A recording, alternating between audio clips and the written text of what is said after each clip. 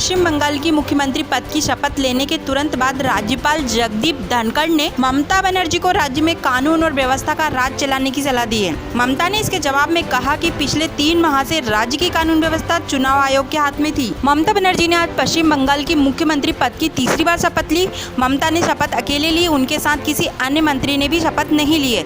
संक्षिप्त शपथ ग्रहण समारोह के तुरंत बाद राज्यपाल जगदीप धनखड़ ने मुख्यमंत्री ममता बनर्जी को सलाह देते हुए कहा कि राज्य में कानून व्यवस्था का राज होना चाहिए। उन्होंने कहा कि मुझे पूरी उम्मीद है कि मेरी छोटी बहन ममता बनर्जी संविधान के अनुसार राज करेंगी। मुझे यह भी उम्मीद है कि ममता संविधान के हिसाब से चलेंगी और लोकतंत्र के लिए हिंसा ठीक नहीं है। इस पर जवाब देते हुए ममता बनर्जी ने कहा कि अभी तक राज्य की कानून व्यवस्था चुनाव आयोग के हाथ में थी और चुनाव आयोग ने पिछले 3 महीने में कई पुलिस अधिकारियों को बदल दिया था। उन्होंने यह भी कहा कि मैं आज ही इन सारे अधिकारियों को दोबारा पुरानी जगह पदस्थापना के आदेश दूंगी। हिंसा किसी भी हाल में बर्दाश्त नहीं होगी।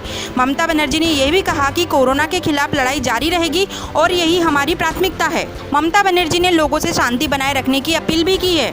उल्लेखनीय है कि चुनाव आयोग ने आचार संहिता लागू होने के बाद राज्य की प्रशासनिक व्यवस्था में काफी फेरबदल किए थे। खुद ममता बनर्जी के सुरक्षा अधिकारी तक को बदल दिया गया था। संभवतः यह पहली बार हुआ है कि किसी मुख्यमंत्री के शपथ ग्रहण के बाद राज्यपाल ने इस तरह की नसीहत मुख्यमंत्री को दी हो, लेकिन ममता ने भी उसका तुरंत पलटवार करते हुए जवाब दे दिया। यह भी प्रासंगिक है कि जिस समय ममता शपथ ले रही थी, ठीक उसी समय पूरे देश में बीजेपी पश्चिम बंगाल में हुई हिंसा के विरोध में अलग अलग जगह पर विरोध कर रही थी।